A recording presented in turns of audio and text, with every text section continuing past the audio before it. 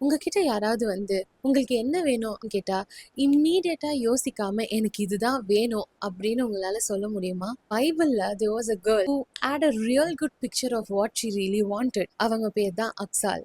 Caleb உடைய மகள் தான் அக்சால்.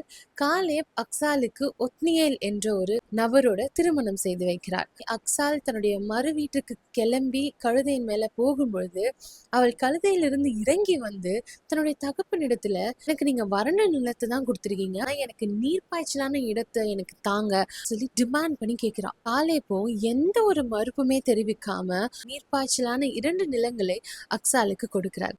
அக்சால் கிட்ட இருந்து நம்ம என்ன கற்றுக்கொள்ளலாம்? She was having a very good clarity on what she really wanted for herself. She knew that அவங்க அப்பா வந்து அவளுக்கு ஒரு வறண்ட நிலத்தை கொடுத்துருக்காரு, அவளுக்கு முதலே தெரியும். But still she weighted for the right time to ask a date. அவ கிளம்பி போகும்பொழுது காலேபுடைய இருதயம் ஒரு டியர் சோக்ட் மூமெண்ட்ல தான் இருந்திருப்பாரு. அவ என்ன கேட்டாலும் கொடுத்துடலாம், என்னோட பாச மகள் என்னை விட்டு பிரிஞ்சு போறா அப்படின்ற ஒரு எமோஷ்னலி ரொம்ப வீக்கான ஒரு சிச்சுவேஷன்ல இருக்கும் பொழுது அக்சால் அந்த நேரத்தை ஞானமாக உபயோகித்து தனக்கு வேண்டியதை தன் தகப்பனிடத்துல கேட்டு தனியான ஆசீர்வாதங்களை அவள் பெற்றுக்கொள்கிறாள். நம் தேவனிடத்துல நம்ம ஆசீர்வாதங்களை கேட்கும் பொழுது நமக்கு என்ன வேணும்ன்ற கிளாரிட்டியோட கூட சேர்ந்து அவருக்கு சித்தமானதை நான் கேட்கிறேனா, we have to make sure that we are in line with God's will. அதை சரியான சமயத்துல நம்ம கேட்கணும். நம்ம எல்லாருக்குமே அவசரம், பொறுமை என்றதே இருக்கிறது இல்ல.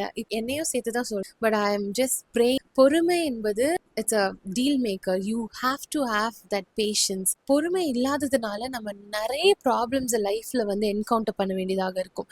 when you are patiently waiting for the right time and ask God for the blessings, then that is going to be a great life-changing experience for each one of us.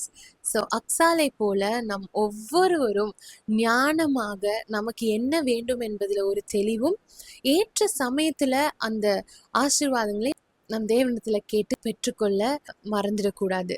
Amen. May God bless you all through this video.